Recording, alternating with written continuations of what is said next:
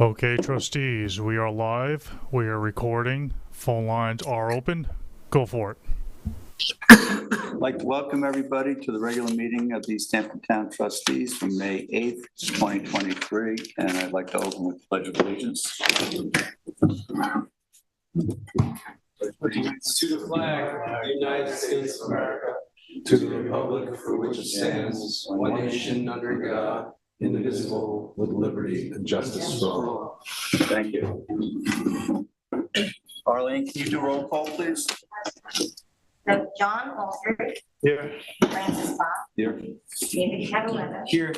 Ben Zalman. Here. Tim Garneau. Here. Jim Grimes. Susan McCraw-Keever. Here.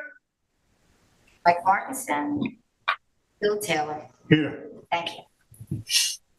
All right, let's go down to public comment. I don't see anybody in the room. Matt, do we have anybody on the phone lines? You have 0 callers. Thank you. No. Good news is good news. Okay. Yeah, I spoke to him today. All right, new business, special events, requirements for needing a trustee event permit. Allison, do you want to explain that or you want me to? Sure. So basically the town special events committee has shifted their language around their requirements. One being that they're now requiring permits for assemblies on public property, including beaches, of basically any assembly. Our requirements have always been if you have the party or event being catered, or you are proposing to have structures on the beach, like a chuppah or something for a wedding or anything like that. The town, I believe, I might have to correct myself on this one, but I believe they are not allowing, are they not allowing weddings anymore? I think there's something very specific about that, but the town is no longer allowing more than 50 guests on beaches For any one event. or any one event, unless it's a charitable or organization that's sponsoring something that does not include staff. They are also in the process of discussing the companies that have begun to pop up over the last several years that are doing private picnic setups. And so that may be coming in the language of the town. That's not currently. We continue to get a lot of inquiries about people wanting to know if they need a trustee permit for events where there's an outside vendor setting up these picnics, which include pillows, and they're sort of those luxury picnics, if you will. And so one of the things that I had been discussing with Francis was, do we need to change the language of our permit application to mimic the town's, meaning that there's no more than 50 guests, because that's now a town, new in the town code. And if we wanted to discuss, or if you, not we, wanted to discuss what happens with an outside vendor. Right now, you need a trustee permit if you're having it catered on the beach, but does that include any other outside vendors, et cetera? Thank you. One thing I wasn't clear on, I think you said any event, regardless of how many people? For the town? Okay, if you are taking your family down there and you happen to be, you're going to be meeting up with other friends, that's not considered an event. Generally. What's the definition of event then? Yeah, I'm not sure what the town's going to. I can pull it. I can try and pull it up. Okay. If that's helpful. But getting back to the vendor idea, currently there are no vendors permitted to be offering this service on beaches. So we're getting inquiries nonetheless. From the businesses or the? From people calling to ask if they need a permit to use this service. And we know they're out there.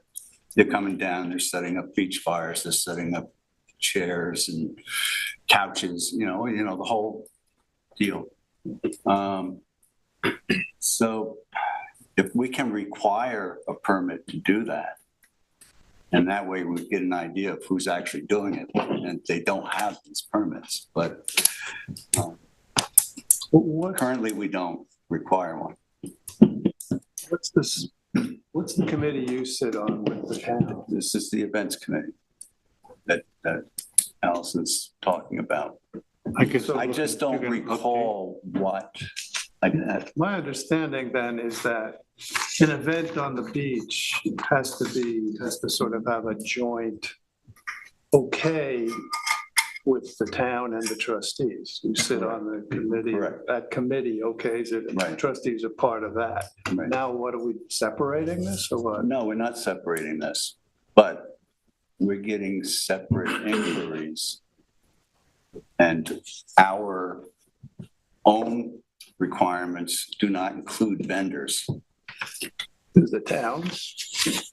The town will, yes, but currently no vendors have permits to provide this service. For which there's no permit required, right? The permit is based on the number of people. The permit would be for the event. Correct. Vendors come along with the permit now because there's no requirement. Right, but the vendors are supposed to have a permit to offer any kind of service like that. So they would need a permit to be a vendor before they could Right. apply Correct. to put events on. Right. So That's a requirement that exists it now. would be like a plumber or something like, same kind of thing. You would need a town vendor permit to. The caterers are required to first get a permit. And then they can do the I service. mean, like a one permit that's good for the whole year. Yeah. So they get that, and then they don't need a permit per event. No, they probably would they still need permits for rent?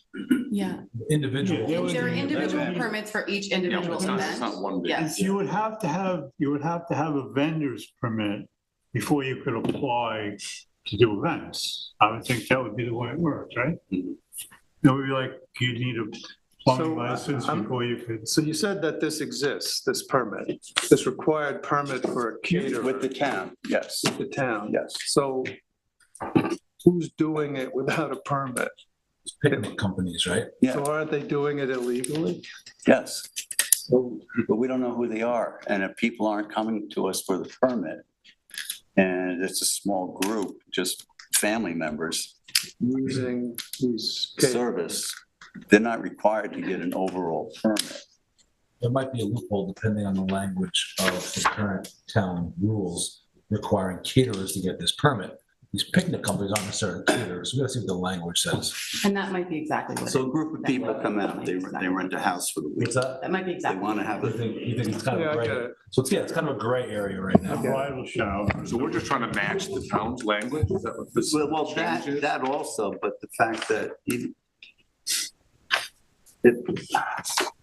if there's something that, okay, so if we say that you're using a vendor, you require a trustee permit, okay? Then we have a better idea of what's going on with these vendors. So in order to apply for a permit, you would have to be a vendor, which would entail you showing the town you have insurance, you have an address, things like that.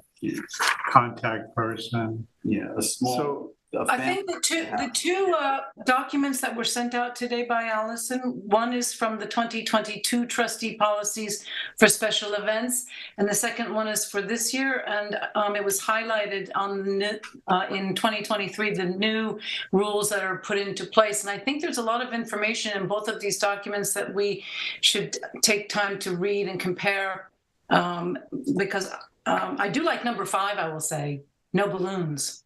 But there's a lot of information here, and it was nicely presented. Thank you, Allison. I don't know if they're in your files tonight? We have them printed, Susan. The We got 'em printed. 2022 is on my computer. The 2023 everybody has. Okay. From your email?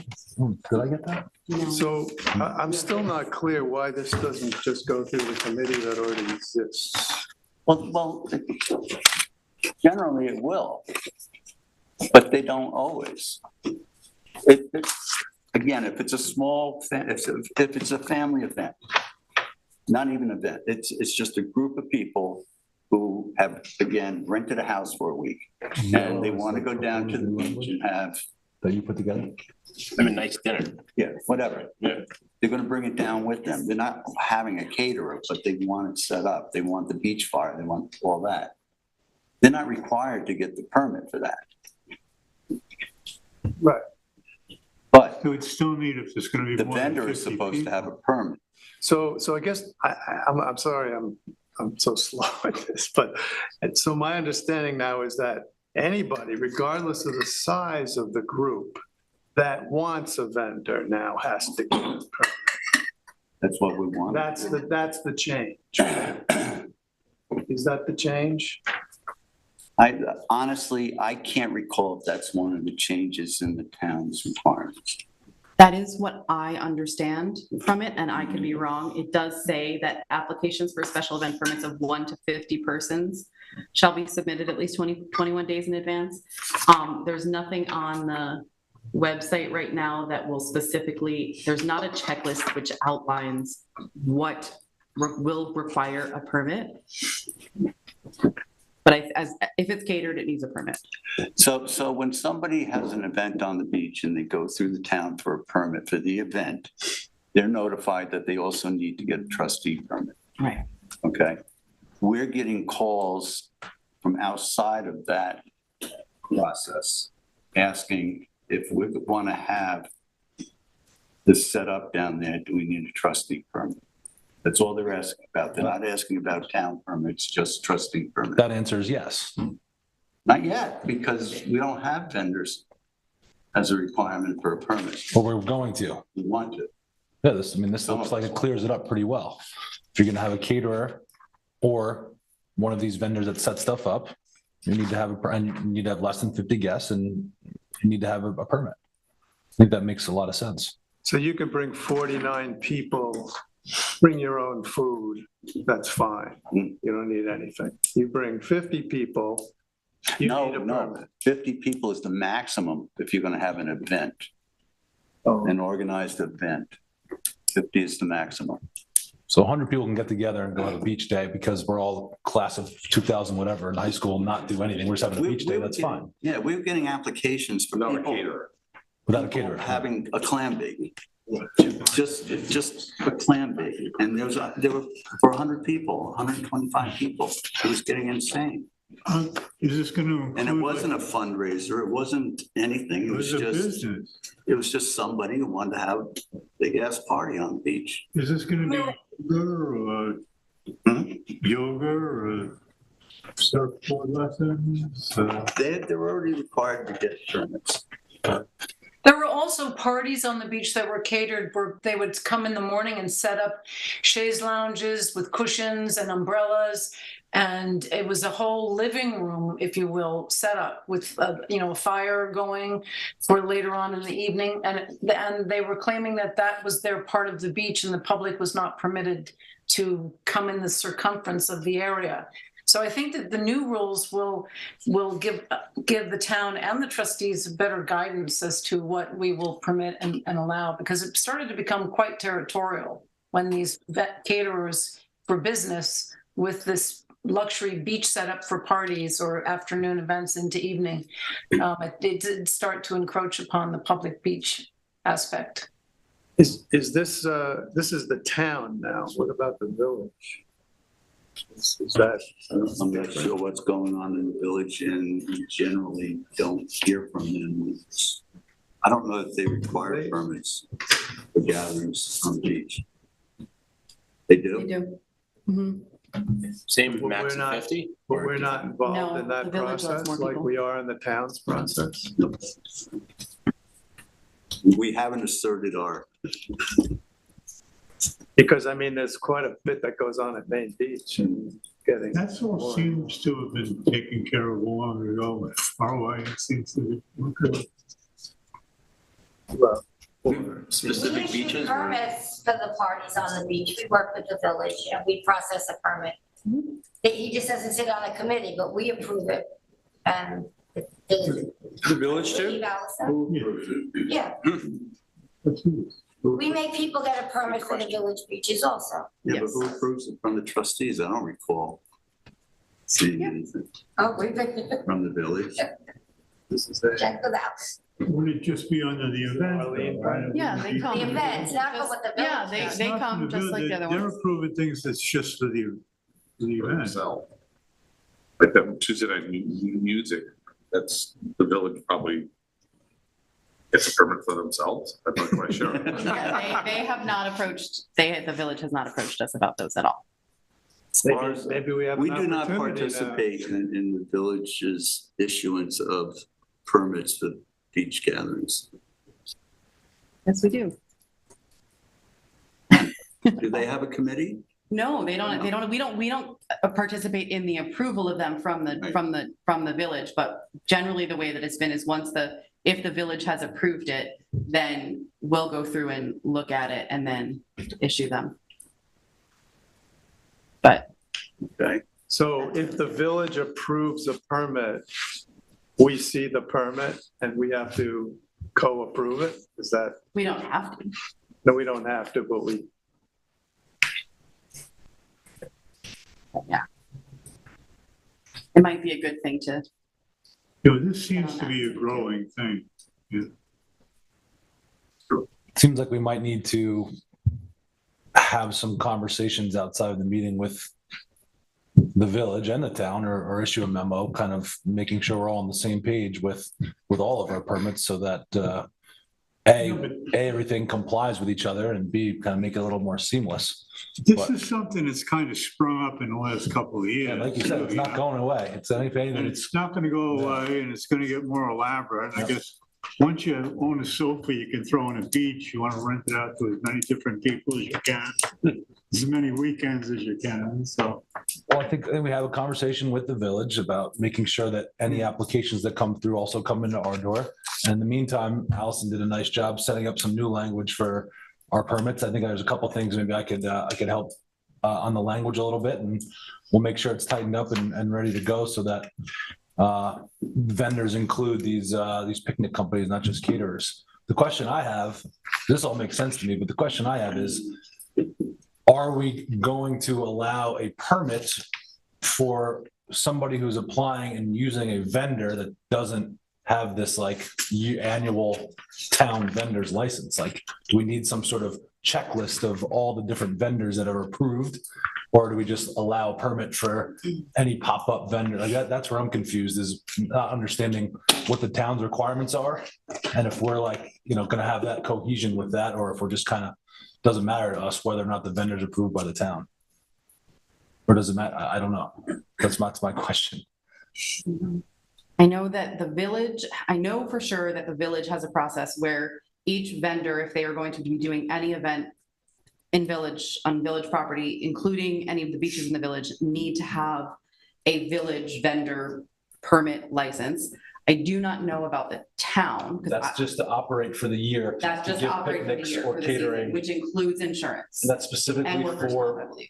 village property, whether it's grassland or beaches or whatever on village Yes. public Yes. property. Yes, so they've sort of pre-vetted people, it seems like. The town, as far as I know, they go by when there's a permit application in place. The applicant is responsible for supplying all the information about their caterer, and also has to supply insurance coverage, which covers both the town, and if it's on a beach, the trustees. And generally, the caterer will submit their insurance and put the event underneath of their insurance. I do not know if they have any sort of town vetted vendor permit. Okay. But they need to include all the caterer or vendor information, insurance policies, blah, blah, blah. Yes. Okay. And I think that's where the confusion has arose between caterers versus these other vendors, let's say picnic companies, because that's really where it's coming from. When they'll call up and say, hey, I'm doing this picnic, I'm bringing the food, but do I need a permit? That's kind of where it's come up. Whereas in general, caterers take care of the insurance part of it. And it's automatic. They have to have a permit because it's being catered. what's the difference between a caterer and a picnic company? Is that the? So I think the picnic company isn't providing the food, they're just doing a really nice setup. Correct. With cushions and So they're just. flowers and tables. The exterior decorators. Yeah, but they don't do the food also, it's separate. not usually. Sometimes they will have, sometimes that is a part of it. They'll either have another catering company work with them, but for the questions that have arisen about the permit, it's usually they're not doing food at all. They're just doing the fancy picnic. It sounds like they're using creative language to get around the need for a permit. I mean, it's, Well, they're not selling food either. I don't know, I mean, it seems like you could wrap the picnic companies into the same constraints you put on the caterers. it should all Who be the cares if they're same. serving food It's or not? using the beach, yeah. It's It's a deal. it's a company contracted by Commercializing the beaches. whatever reason. It doesn't have to be food related. There's a, When you say picnic companies, are they different from caterers? I didn't even know that there was such a thing as picnic companies. I would call them caterers. The picnic companies don't provide food, they just do the setup. There's no food or service.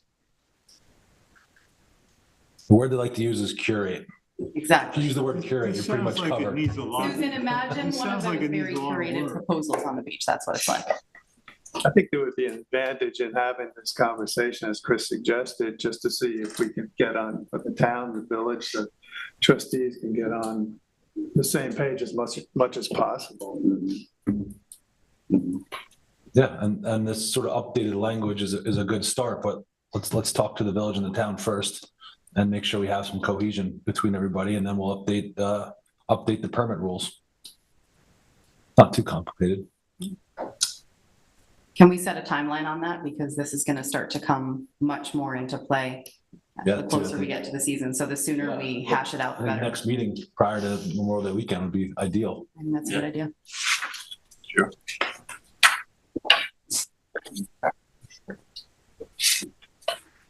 I'm happy to make a couple phone calls on my end, unless there's some sort of committee that's not legal that you guys can talk to. Would be good if Chris organized this, tried to organize this collaboration meeting, this meeting to find out. Sure. I'm happy to spearhead it. That's fine. I think the biggest thing will be with the village, because the town already has the committee that you sit on. Yeah, has the new rules gone into effect? The 50-person max has, but other than that, I have not received an update. I'm still waiting. I can reach out tomorrow and ask if there's been conversation about I mean, additional meetings. we talked about it at the end of last season. This was supposed to have been done over the winter. I just don't know if they actually codified it. I don't think so, not that I know of. I can reach out tomorrow and find out for sure and then send everybody an update email.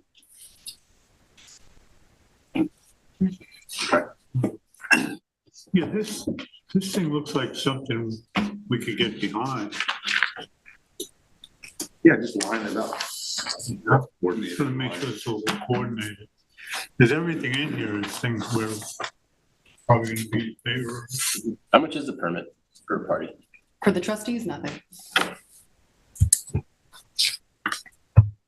Town has to figure that. They do. I don't know exactly what it is. It's different based on whether you're a resident or a non-resident. And That's another thing. Some, people are charging some outrageous figures to use our beach. Yeah, we don't even charge them. All right, old business, quotes on tree removal on Bull Path. So, we have two proposals. I think one, 46,500. The second one is 13,460. is this just a, like, I don't really want to do this, but I'll do it for this. You guys want me to, price? I don't know. This was who got this? Jim got this Jim got price. the first prize. But I He think knows the guy. complainant was also speaking to this person. Yeah, well, that person, Jim said, took care of the complainants stuff. What? But Say that again? Jim said that the person he was going to speak to, the person who gave us the Yeah, it's not, $48,000, oh, yeah. he also does personal work for the person who's complaining about the trees on our property. Who got the other proposal? Jim. Jim did after he saw this one. I know they're licensed and insured. He knows We this got a guy. third proposal, we get down to under 5,000. I mean, that sounds reasonable. It's basically $500 a tree, which is Look, good. we start doing this and my biggest fear is we're gonna go broke because every single road up and down the wood, we're gonna need the same service at some point. Yeah, wasn't familiar with this road and I went up there and I was surprised at how developed this road was. Part of it is actually macadam, not the part we're talking about, but this is not just a dirt track through the woods like Edwards Hole Road is. And my question is, if you've got a road that or a trustee road that's been this approved, there must be some documentation somewhere of who approved what conditions might have been put on it. And I'm reluctant to go ahead with spending all this money without knowing any of that. I personally think this needs to be more researched. I mean, there may be, especially the macadam part. Granted, this isn't the part of that's macadam, but it's the same contiguous roadway between two town roads. The macadam part is not near the person. The macadam part comes in turns. Yeah, right. Right by the person is complaining of being in danger. I just think I would just like to know more about what the conditions that exist or don't exist there before we start spending tens of thousands of dollars when we have roads all over town. Is this our responsibility to pay for this? Is that what you're saying? My understanding of this situation is that when you have access or take access from a trustee road, you then agree to maintain that road. So that's one part of this. I know Bull Run very well, I know Bull Path very well, and I know this stretch of roadway, which is undeveloped, not a macadam part, but this particular lot, and I talked to you, Francis, we've had a little discussion, John and I have certainly discussed this, and looking at the survey from the tax map, because of my years as a broker, I have tax map books, it shows definitively, and it would show on this homeowner's survey, the legal access to his property comes from Old Northwest Road. It's a flag lot. So although the homeowner is using the dirt cross highway road as his access to his home or her home, it really is legally Old Northwest Road, unless there was a change within the town. And so I have a lot of more questions to this. I also submitted global landscaping as an alternative, not knowing what I continued to learn about where this property was located and why are we assuming that we have to pay for trees that are down when that is if they're claiming that it's a trustee road access to their property, then isn't it in their title, in covenants and restrictions or title that they are responsible for the road that they access their home to? Just as we assume all the other trustee roads are when they have access from the trustee road to their home. So I think this deserves more conversation. Let's table this until we can get some more. Well, I agree we should table it, but I think we should also decide tonight what we're gonna do about it. What the next step is. Is this gonna become a policy that we're gonna cut down every dead tree on every square inch of property? Well, and then last meeting, we had somebody in here asking us to have the roads smooth. Right. It does seem as though this is becoming more frequent, where people who have access to their homes from our roads are asking us to take care of the trees. And when we have the southern pine beetle at large destroying much of our woodlands, we could become responsible for so many homes. So if, I mean, the town also has properties that the trees died on. I don't know what their policies are, but I would think that certainly deserved a conversation with the town. The town. They have similar concerns to us, I I would think the think. town cut the trees down, but left them. No, it didn't, well, that's, Yeah, you see, they were treating it there's other things that come in here. The DEC might have regulations on what you have to do with the wood because it's infested wood. Mhm. They might want it to stay there, they might That's true. have specialized places you have to put it. I understood the town recently hired an arborist. Yeah, I heard something That's about like that. for consultation about, We should really, yeah. we should coordinate with Scott Wilson, the Andes. I know they have similar problems. See, with the pitch pines, it hasn't been too much of a problem because it's not much of a job to knock one down. But these things are Some of those, fairly substantial. some of white these pines. trees in They're this, good size. some of the trees in this estimate are pitch pines too. They're not all white pines. No. Fine. Well, to Susan's point, if these particular homeowners have legal access to a trustee road in the form of an easement, then that easement's been recorded against the property, then there is language, as she mentioned, that they need to maintain the roadbed. However, it's a stretch, and given all the easement language I've seen, to require that the maintenance of the roadbed is, also includes now removal and culling of these trees. I don't know you can push it that far. We'd have to review that language of each individual easement. Would you be saying then that responsibility would lie with the owner of the road right of way, which is If the trees that are being cut down are on the trustee road, the trustee responsibility, unless the land easement says maintenance of the roadbed and whatever, trees, grass, whatever else nearby. I mean, really, that language was specifically take care of the road. So I understand what you're saying. many of these roads go through deep forests. Well, it used to be deep forest. Well, That was deep they're also forest, I full of understand, houses. but everything that is on the sides of the roads is still part of that old deep forest. Except the houses. Right. And so now we're gonna start taking on the maintenance of all that. It's just like insane. It'll never end. never Maintaining end. forests. They'll be like, oh, exactly. you did theirs, so do ours. that's what I don't understand, and maybe Chris, you can explain this more definitively for me. And I said this to Francis and to John in discussion.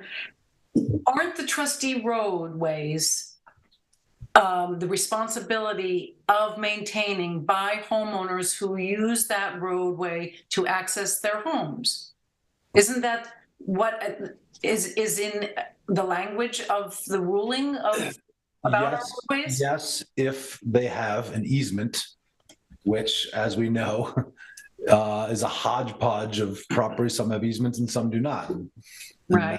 That's the history of the trustees and and the issues with town giving building permits and not having go to the trustees first for the easement. So we would have to look at each individual case by case basis to determine who has easements and then determine if we can make that jump from maintaining the roadbed to also being responsible for tree culling. Well, would it be in our interest then to take this section of this road, Barnes Road, And do a and review. investigate the properties along it and the conditions under which they took access to their property?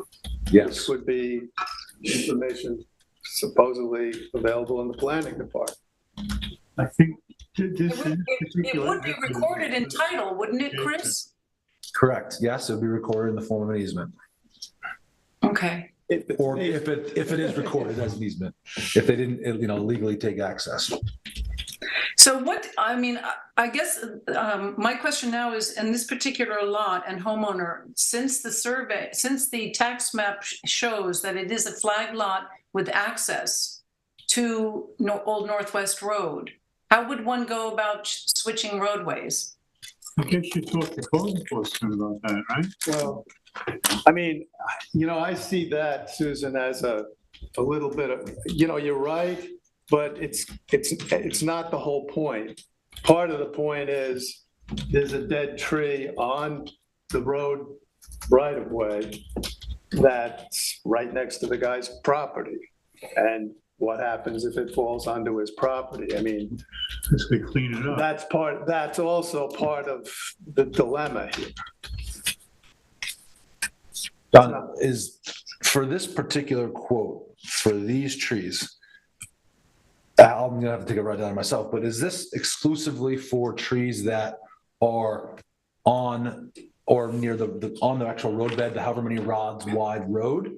Or is it extending in certain areas into like trustee-owned forest land? We're talking about the road or road plus? There were trees that were marked.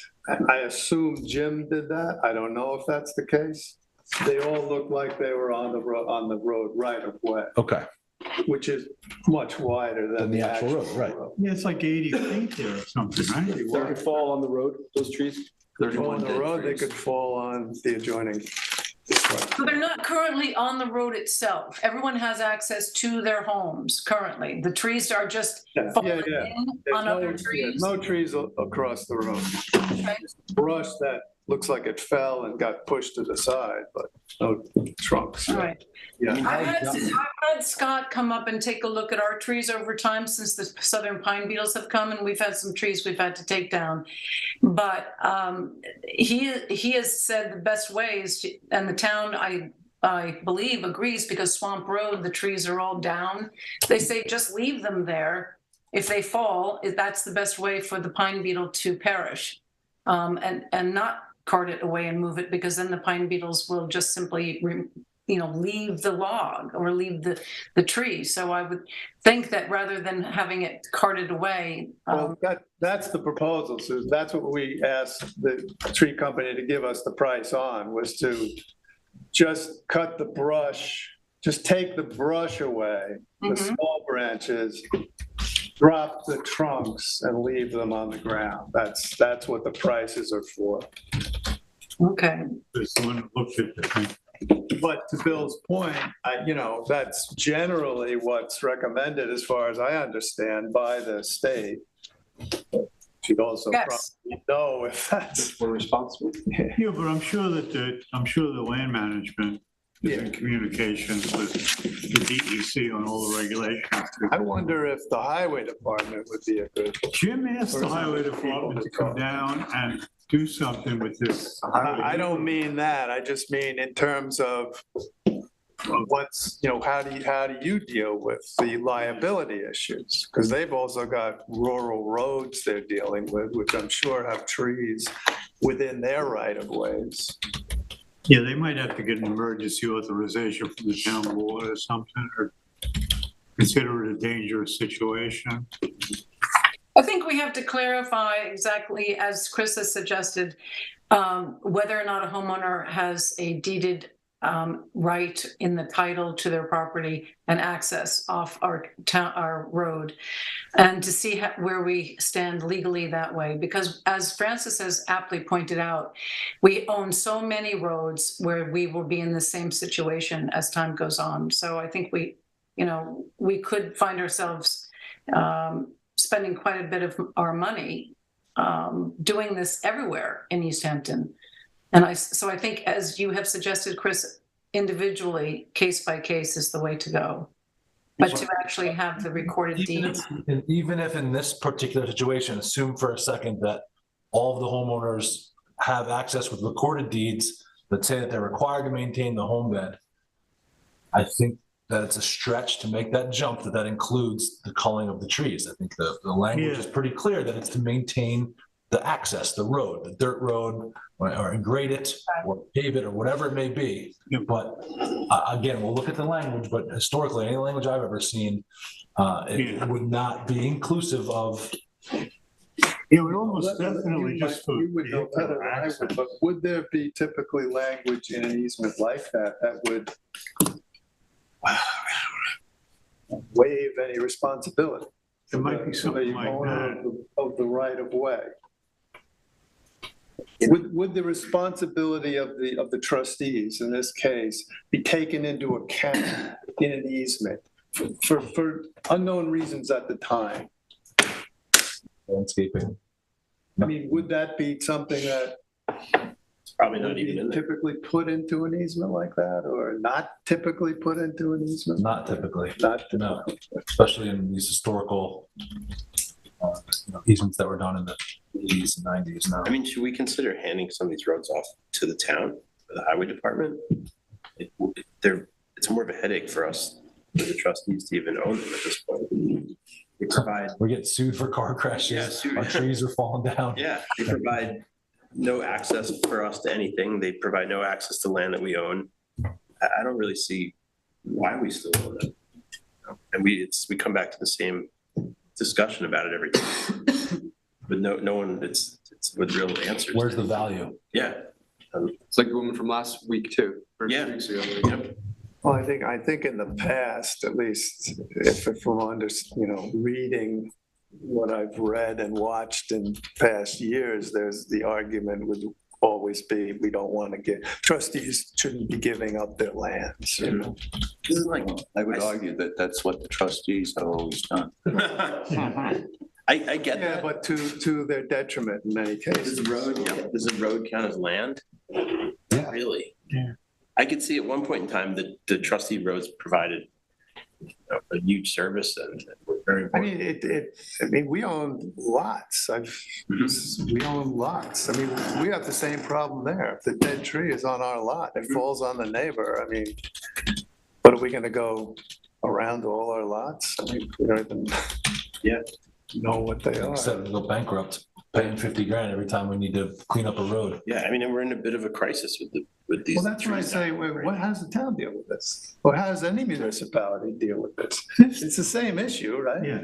They clear them when they fall in the road, but they don't take them right down off the sides. You know, they're still. Yeah. If they, Look at if they Swamp Road fall at across the 114. road, they come and remove it. But that doesn't take into account this pine beetle infestation that's occurred in the last year. Right, which the town is dealing with now. And I wouldn't be surprised if the highway department's dealing with it too, because a lot of these pines are I think we dying gotta along town roads. Yeah, but the town's collecting taxes on those properties. But we don't even know how they're dealing with it. You know, we don't even know if they're running to every homeowner that calls them up and say, oh, yes, we'll cut down your trees, or if it's like, So can we discuss, can we set up a little committee to talk? I think we need to figure out what our liabilities are on these roads, first of all. And take a look at the easements that have been issued. Go from there. would an easement, what would be filed in the building department versus, I don't know, planning department or the planning board or the? Well, that's- I would think it would be a county issue, no? When you file for the transfer of property? Yeah, but we're not, that's if there's an easement, then I think we're talking about, we're saying that all these properties may not necessarily have easements. Well, the best way to find out is to see what's on their deed. And that would be recorded with the county. That's correct. Simple title search would show whether or not there's easements on these properties. So we would look up tax map ID numbers for all of these improved lots and run simple title searches to see whether or not there's easements on, I mean, how many houses are we talking about for this section? I'm thinking, I don't know, 10, Okay. Six driveways. six, that's all. Well, on this section where they're looking to have trees removed, there's 6. That's kind of the section we're talking about. Right. That's the lesser improved section. But this section, this thing was subdivided. Would the easement go with the subdivision or the individual lots when they get improved? Individual lots. Okay. 6 isn't bad. I thought it So was gonna be way. how does a subdivision even get created if there's a subdivision? I don't know if there is or not, but if there's a subdivision, you got lots, not flag lots, they're along Trustee Road, how does the subdivision get created? How does the access to the individual lots in the subdivision get created? In the first place. They're typically drawn up with each one having their own individual roadway strip to get to the road or the trustee road.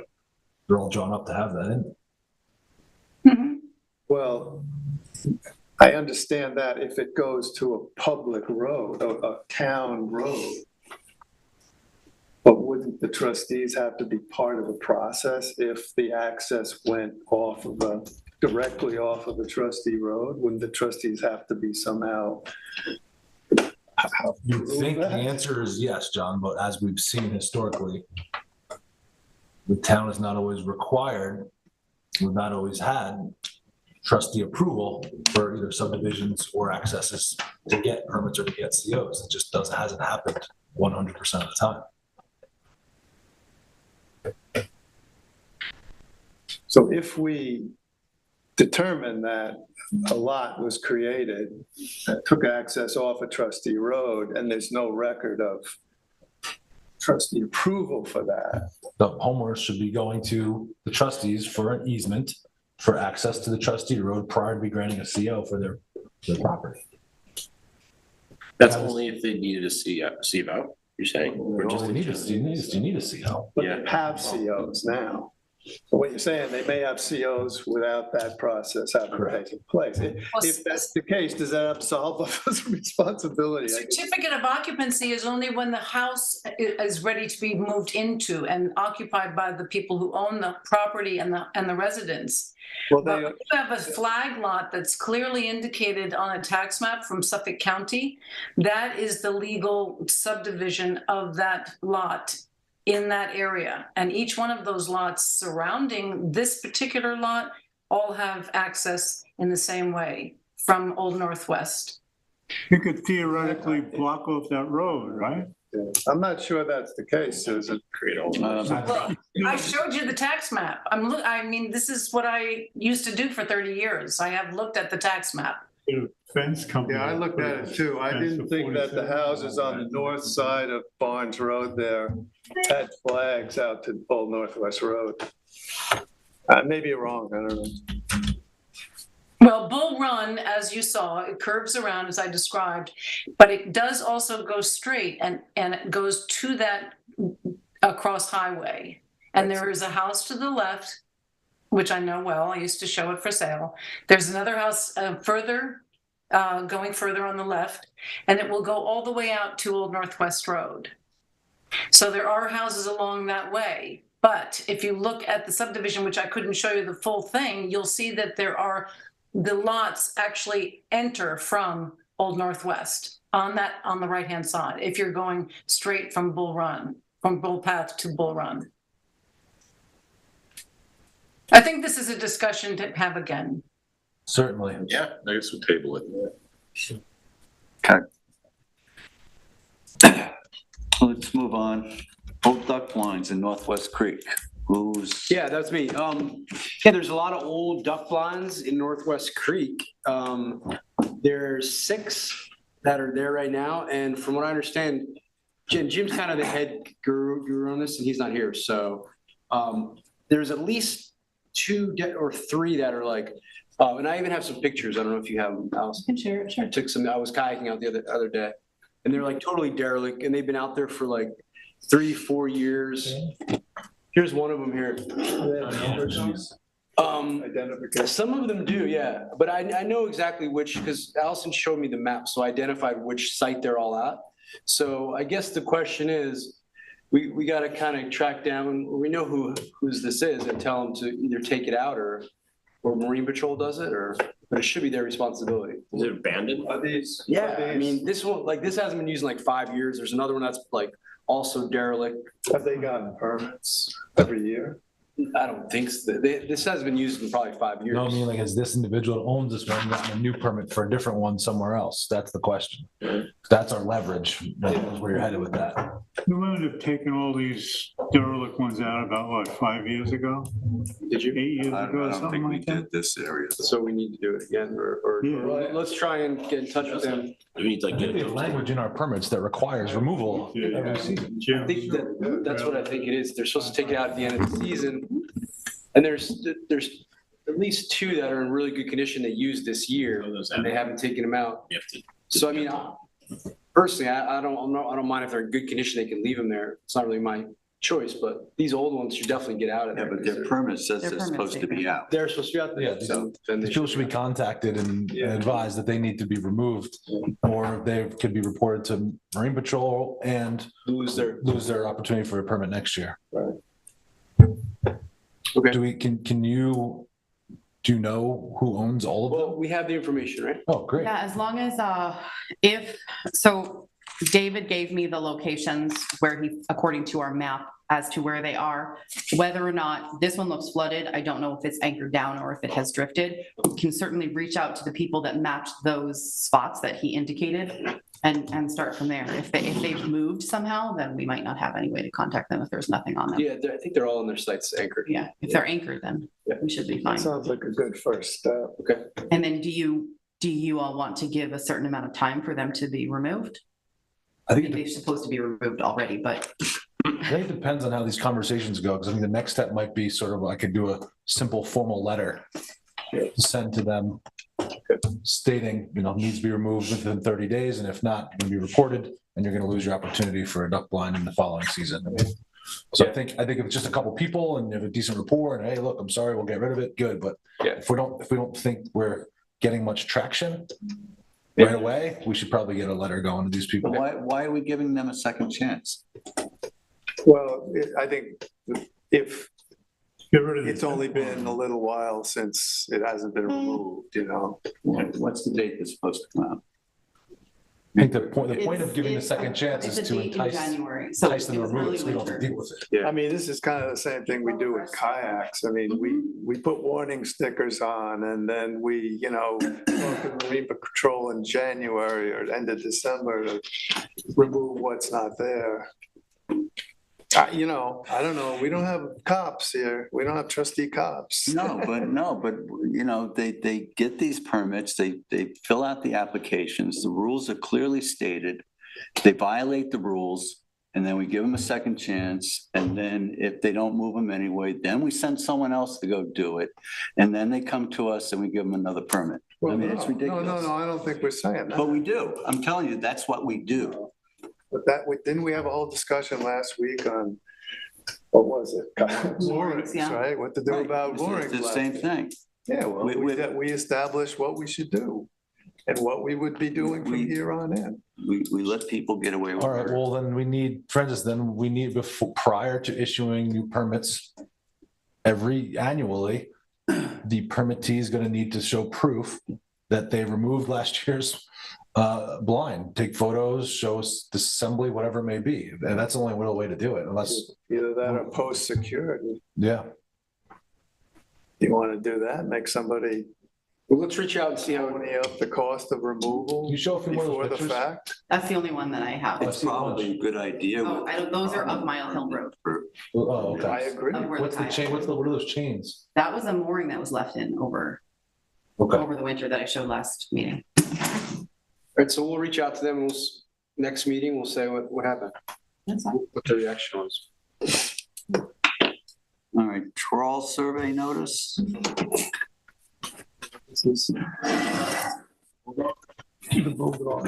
Yeah, can you put those pictures up, Allison? Sorry, say that one more Can time? you put those pictures up of the Cornell Troll Survey, that notice? Yeah.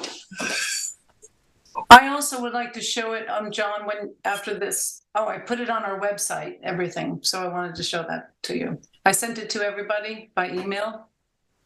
Yes, we got it. So this is the, what is this? It's still in spring. This is the spring trawl survey that Cornell Cooperative Extension is undertaking. It's part of the fisheries study for the South Fork Wind transmission cable. The trawl survey will be conducted this week, sometime between today and next Monday. The trawl survey is undertaken in conjunction with an acoustic telemetry survey, which looks at, both of which look at the movement of fish, presence of fish and invertebrates in some cases in the area of the transmission cable and adjacent areas, and then in some cases the movement of fish through that area. And this has been done 2 years prior to construction of the cable, the year of construction of the cable, and 2 years after the installation of the cable, when the cable will be charged. So this provides a consistent sampling of finfish and vertebrates in the affected area and the reference area. So there's an area that we're really concerned with, which is where the cable comes to shore, and then there's adjacent areas that are sampled sort of as control areas as well. So the results will document fish populations before, during, and after the transmission cable's installed and charged. Any impacts to the migration patterns will be analyzed in conjunction with the acoustic telemetry study as well. And the data will be used to inform the environmental review process moving forward. So this is the spring trawl survey of in the year, I believe this would be the year of construction, based on the original plan.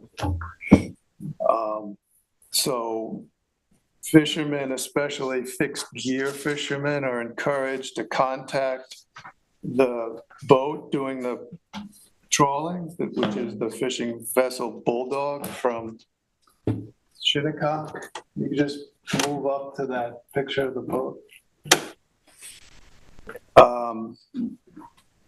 The Bulldog is reachable on VHF channels 13 or 16, or Cornell personnel Alex Mercado can be contacted at 516-590-5678. And as I said, fixed gear fishermen especially are encouraged to coordinate with the trawler to let the trawler know where their gear is located. So there's no conflict between the trawling and the fixed gear. The trawler will be looking out for buoys and does have coordinates of some fixed gear already, but so that's what's happening this week. I'd like to share my screen with you for the public to see on the website, if I may. And you can find it at ehtrustees.com. And there we go. So it's all here for the public to go and view, and all the numbers that John has stated are here. And there's the picture of the Bulldog, but here's the phone number. So hopefully you will take a look at the website.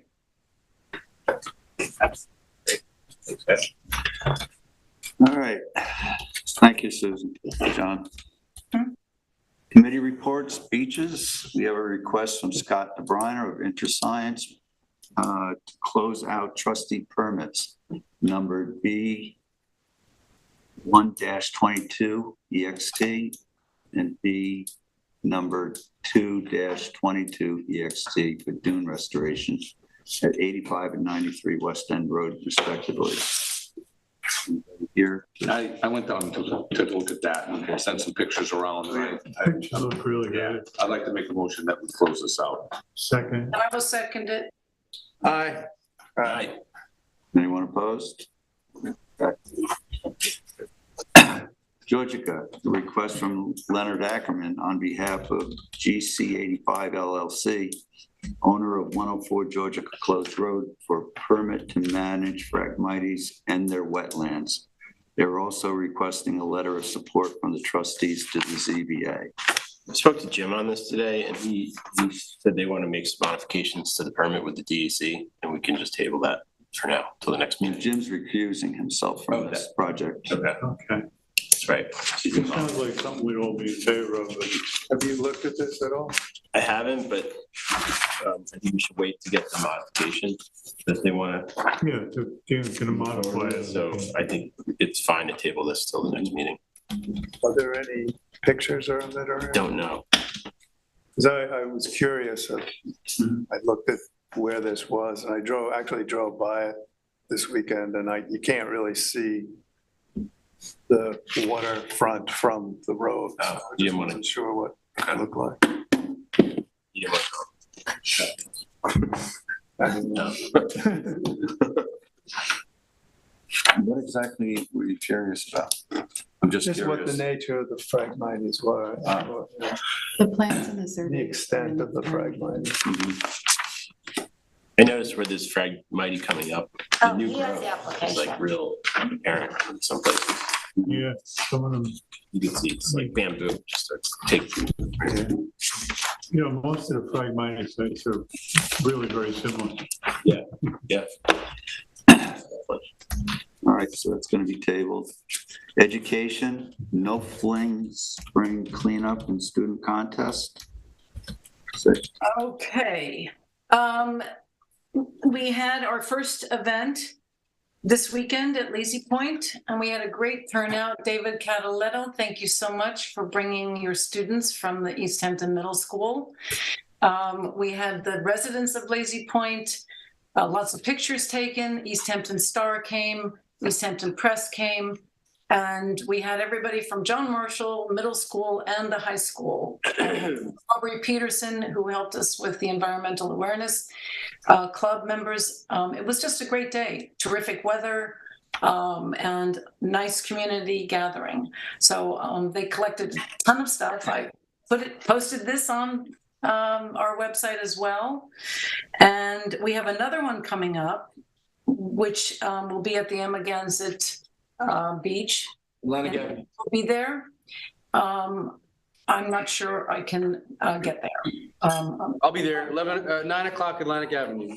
9 o'clock Atlantic Avenue, but also everybody got a balloon t-shirt that participated, all the kids. So I have some large size for the high school kids. And David, they should be coming in a few days and I'll let you know when I get them. There's also a student contest for making a short 30-second video commercial. And that first prize, it'll be judged by, I guess, the Litter Committee of East Hampton, and then LTV will edit them all together. They'll be presented on LTV. There's a $300 first prize to the student that is chosen for their video.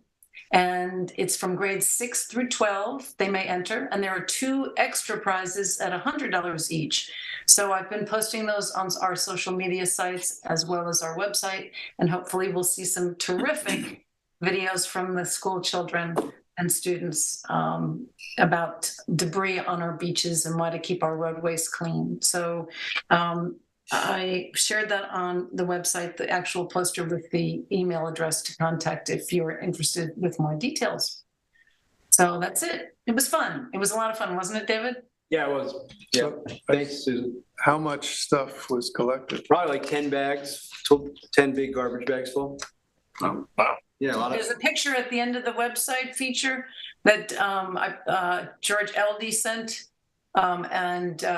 at the end, and it's just, they just lined up all the garbage bags, and there was actually a lot of heavy stuff too, metal. There was actually, I think, a collapsible bed frame was there, and we had tires from cars, but it was a lot, and everybody had fun doing it. So I'll look forward to the one on Saturday, 9 o'clock sharp. Yeah. And that's it. all right, and next we have a website update. activity report? Yes, our website designer, Michael Hansen, he sends us a monthly report, and I just thought I sent it out to everybody, but it's gaining a lot of traction. And I thank Michael for sending this to us every month. The April performance, we had 592 clicks to the web, 39.2 million impressions, 31 pages with first impressions. I'm not sure what that means, but I sent it out to all of you so that you could see we're really getting, we're growing in our community awareness. And let me just see here, East Hampton Trustees, the actual website itself, it says it clicks at 27, East Hampton Trustees 17. Let me see if I go down here. On the web, 592. United States, 576 people went to our website in April, if I'm reading this correctly. So I just wanted you to know that the website is indeed, a good tool for us so that people know about us and they can find out information. Awesome. Yeah, thanks, Susan. That's good data to share. Thanks, Susan. All right, move on to administrative payment of the bills. We have Staples new invoice, $434.48. That includes new paper shredder. Staples old invoices, $422.87, and Optimum, $146.97. I make a motion to pay the bills. I'll second. All in favor? Aye. Great. Broke the shredder? Minutes. The following minutes are available for review. February 27th, March 13th, 2023, March 22nd, 2023, April 10th, 2023, and April 14th, 2023. I read them all and I sent them in with any notations or suggestions to just correct some things to Allison. So they are with her. I did them over the weekend and then finished them up today. I did. Does anybody else want to take a look at them before we approve them, or trust Susan and I to? Trust you, I trust you guys. I do watch the programs when I review, just to make sure that I'm hearing what I'm reading and whatnot. But Allison does a fantastic job putting them together. She does, you're doing it right now, probably, right? Typing away. So it's not a matter of information being incorrect, but a little, sometimes typos or missed something or other, but she does a fabulous job. So there's not that much for anybody to correct or submit, but yeah, this was a heavy hit though, this time. I'd like to make a comment just before we close, if I may, about kayak racks, because this Susan, weekend. can I just make a motion to accept the minutes first? Oh, I thought we were going to, okay. Yes, of course, and I'll second them. Okay. All right. All in favor? Aye. Anyone opposed? Okay. Paul and I went up to to Smile Hill over the weekend, and I had spoken to Allison about this. Allison added some information on our kayak page on the website about instructions how to put your kayak so that the permit shows on the outside, not toward the phragmites or the weeds or the trees.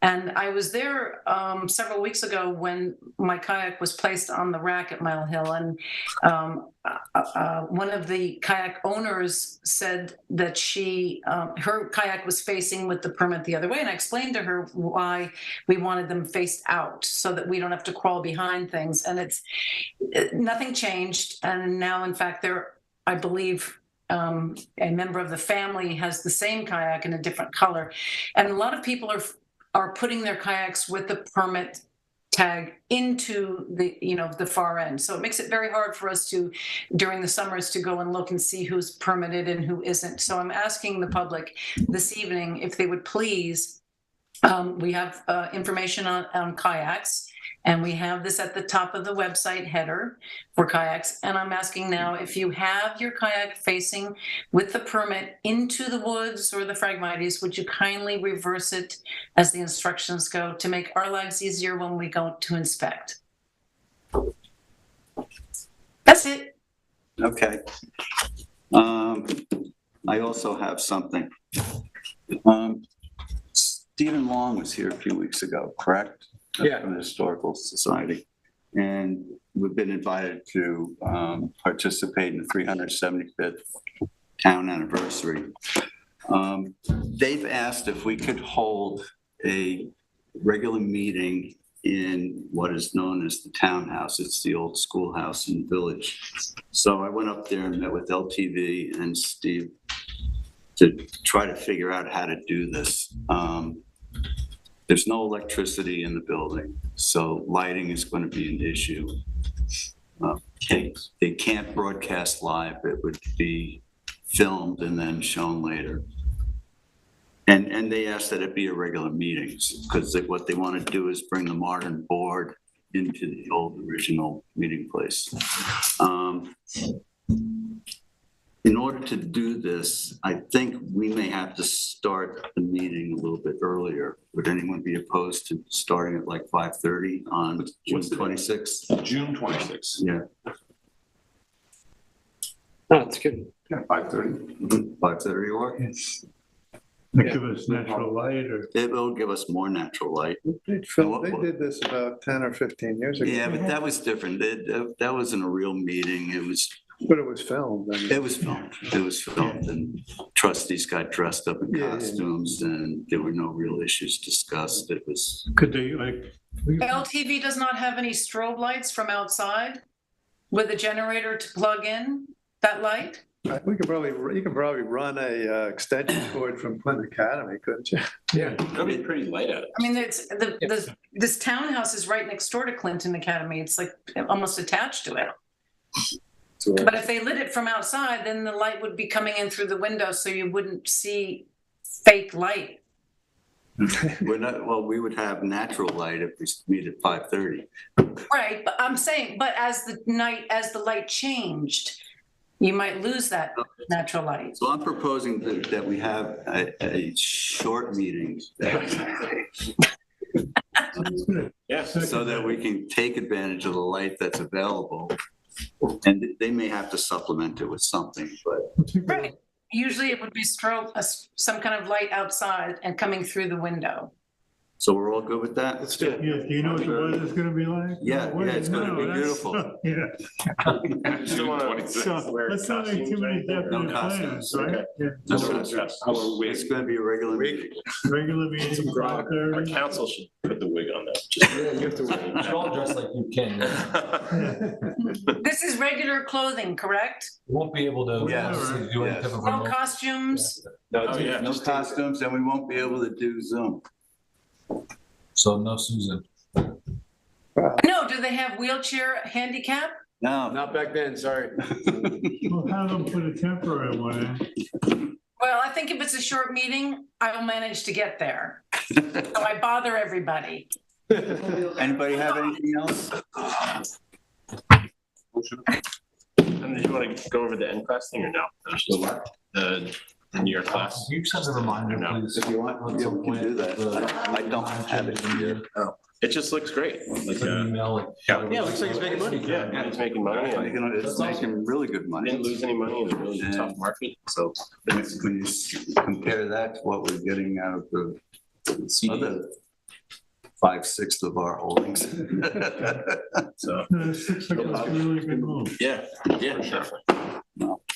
Hopefully you guys will consider moving some more over there. I'm ready. Yeah. I was ready 2 Now meetings that ago. you see it works.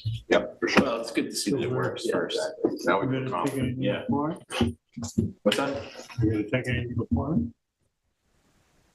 Table? Tables and stuff. We have to close, we will close. Tim made a motion. I'll second it. All in favor? Aye.